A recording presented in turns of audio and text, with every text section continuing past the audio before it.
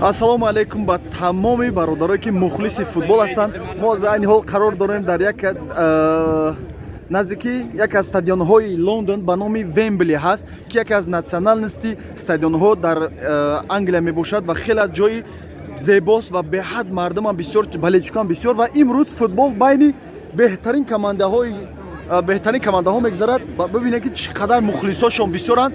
яъне ки имрӯз байни Челси ва байни Манчестер Сити футбол мешавад. яъне ки имрӯз 20 апрели соли 2024 тақрибан соатҳои 5:30 5:20 сар мешавад ва бибинед ки чӣ қадар мардум ва чӣ қадар балечко ва чӣ қадар коргароҳои мақомот, яъне ки аз мақомот ҳам мардум бисёртаранд, полисҳо ва барои интизом ки тартиби ҷамъиятиро гум накардан, ҳамин гуна меоранд то контрол кунанд, то ҳама хуб хурсанд ва беҳтарин бигзарад. ва имрӯз мебинад аз ин тараф чӣ қадар мардум омада ҳастанд балечкои футбол ва медонам ки аз Тоҷикистон ҳам ҳаст балечкои футбол ва мехоҳанд ки биёянд, аммо афсус ки дар Англия нестанд, ё ки шароити омадан надоранд. ва ба ҳамин хотир хостам як беҳтарин мавзеъ, беҳтарин вақте ки балечко ҷамъ мешаванд барои шумо нишон битам. ва ин худаш як аз стадионҳои калонтарин, як аз стадионҳои националности Англия мебошад ба номи Вембли. аз тарафи дигараш замиҷада яъне ки балечкои Челси ҷамъ шидасиянд ва бибинед ки ҳатто дар ҷо музикаву рақс аму нӯшобиҳо хӯрдасиянд. аз ин тараф бошад балечкоам омадасиянд, ду тараф тақсим шидасиянд. шояд аз ин тараф балечкои Челси бошанд ва аз тарафи дигар шояд балечкои Манчестер Сити аз ин тараф биёянд. инро иншоалло худо хоҳад дар инстаграми Ориф влог, яъне ки промои эфир мекунам, ҳангоми даромаданшон, ҳангоми яъне ки пешвоз гирифтаншон барои шумо видеоро бо хубтар нақсар карда нишон метавам. ва бибинед ки чӣ қадар мардум балечко бисёранд, ҳатто ё хеле аз самими қалб нағз мебинанд, аз самими қалб нағз мебинанд ва мехоҳанд ки ҳамеша футболда биёянд. ва аз тарафи дигар бигирем, бисёри организатсияҳо ҳаст, бисёри командаҳое ҳаст ки махсус барои балечкои худаш, махсус барои мухлисои худаш, яъне ки тикет, яъне ки ҳамун билети ки бояд дороянд арзонтар карда барои ино метад ва ино ҳал аллакай як моҳ пеш мехаранд то арзонтар бигиранд.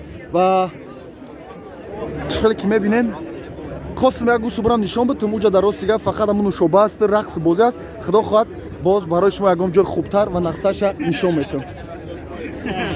балечкои Челси, балечкои Манчестер Сити, кадомоятон ки бошен, маълумоти бисёртар дошта бошен, марҳамат нависен. худо хоҳад зибо биёянд, агар вақт шавад иҷозат битанд, бо барои шумо видео мекунам чӣ гуна мухлисошон омадастиянд пешвозгирӣ, яъне ки командара. дигар рости гап маълумоти пурратар надорум ва чандин вақт шуд ки футболам тамошо намекунам аз сабабе ки проблемаҳои зиндагӣ бисёр, ва хостам ки камеам бошад дили шуморо шод кунам балечкои футбол ва барои шумо аз даруни Лондон, аз наздикии стадиони националности барои шумо нишон битадам. Тоттенхем қати Манчестер Сити як гол задаги буд, Тоттенхем 0. ана Luton Town and Manchester City 2-6. ҳамин хемондан гирем, ақаллан шумо дидан бигирен. орзу мекунам ки худоҷон ҳаматон биёен шериҳои нар балечкои футбол. рост дига ман балечки футбол худам якчанд солшид нестам, аз думи қафои зиндагию проблемаи худамум, лекин вақте ки атмосфераро мебинӣ, вақте ки балечкоро мебинӣ, уже дар дарунат як эҳсоси дига пайдо мешавад ва ҳамон ҳисси балечки пайдо мешавад. мардум шодону хурсанд аз қафои яъне ки чанд хушҳолии худшонанд. намедонам дига кадом тарафа барои шумо нишон битам. рости як бор дигарам мисбарам барои шумо як бор нишон битам ва балечкои Челсирам барои шумо нишон битам. пас бомегардам миём. аҷа мебинед ҳама балечко. Oh sorry. Thank you. I go.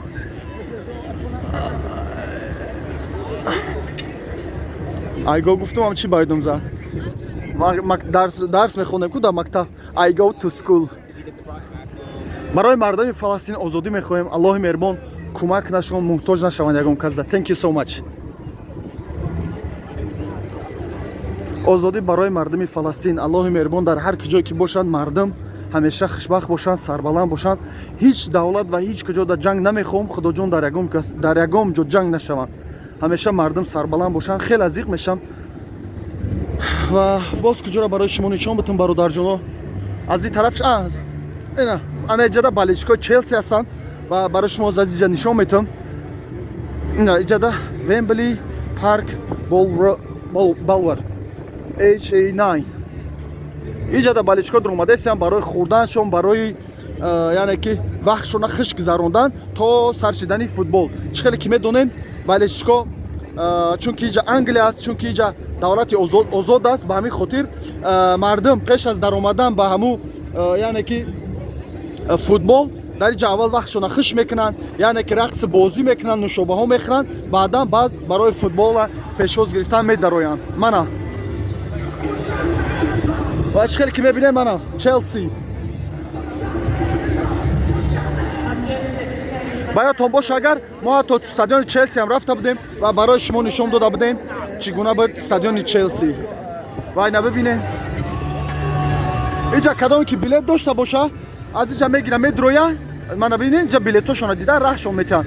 Иҷа дромада боз аз иҷа мехаранд, яъне ки ҳангоме ки хеле тарабхонаҳо мешавад, хеле нархи ҳамун чизо як баробар шояд қиматтар шавад. Ва иҷа барои мара чӣ омадианд, яъне ки ай ма репортаж мегиранд. Ина салом алейкум аз Тоҷикистон дар наздикии стадиони Вембли. Ва мегуна хеле аз чандин шабакаҳо ҳаст, видео мекунанд, навор мегиранд ва баличкоам бисёр ҳастанд. Рост гап дигар руқа ба фикрам чиам ҳеҷам надора. Ҳамҷада стадиони яъне ки баличкои Челсианд. Ана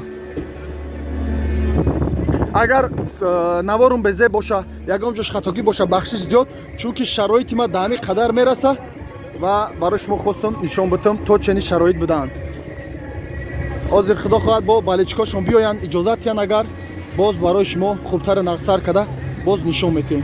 Мана аллакай ҷамъ шидастиянд ҳама иҷа и бечора ғалт. Аз тарафи дигар мана дигари лестницаш, дигари ҷош мана бинед ҳама ямо коргаранд. Коргари стадион.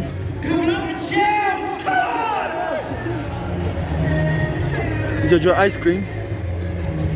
Ус ба фикрам ки бозора. I'm sorry. Thank you. Хӯрдаи сабад ёра мумкин нест ҳангоми хӯрдан ё ки беиҷозат нишон бити каса дар ҷа мумкин нест. Шояд бародарои тоҷики худмонам омада бошанд, чунки группаи тоҷикони Лондон дорем дар Telegram. Бисёри бародаро онҷа тикет яъне ки билет пурсидаста буданд ва яъне ки хариданӣ буданд ё фурӯхтанӣ буданд ва чандин касан пурсидаста буд ки чӣ гуна харидан лозим аст. Шояд боварӣ дорем ки бисёри бародарое ки тоҷик ҳастанд, тоҷикзабон ҳастанд ва мухлиси футбол ҳастанд, имрӯз омадагӣ ҳастанд барои футбол, аммо хай намедонам, шояд агар бибинам бишносанд бо ҳам суҳбат мешавем хатишон.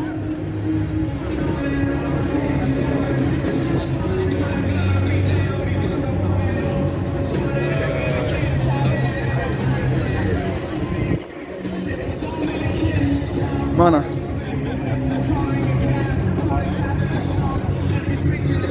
мардуми тоҷик ҳамеша сарбаланд бошен, бобахшед прямой эфир када барои шумо нишон метам. Стадиони Вембли. Thank you so much. Thank you. Стадиони Челси ва стадиони Вембли, мухлисои Челси ва чӣ хеле ки бибинед ё хеле мардуми яъне ки пулдор ҳастанд ва шароитшон хуб аст. Пеш аз даромадан мана ҳамхе ресторанҳо даромада, ё ҳамхе ҷои тарабхонаҳо даромада, яъне ки вақтҳои худшона хуш мекунанд ва баъд ба футбол медароянд, чунки то футбол тақрибан 1-2 соати дигар вақт ҳаст. Чӣ хеле ки мебинем футбол тамом шид ва тамоми балечкои Челси ва Манчестер Сити рафтесанд обратно, аз сабабе ки хеле одамо бисёранд, ҳатто ҳамун метроҳош яъне ки трейно метроҳош баста шудаган маҳкаман, аз сабабе ки хеле балечко бисёр рафтесанд. Ва чӣ хеле ки мебинед яъне ки як талпара мегзаронанд, чӣ хеле ки мебинед уже талпара маҳн мекунанд, дидед? Як талпара маҳн мекунанд, аз ин тарафш як талпаи дигар мерава. Бо вақте ки ино гузаштанд, пас бо дигароша раҳ метаванд барои рафтан ба хонаҳошон.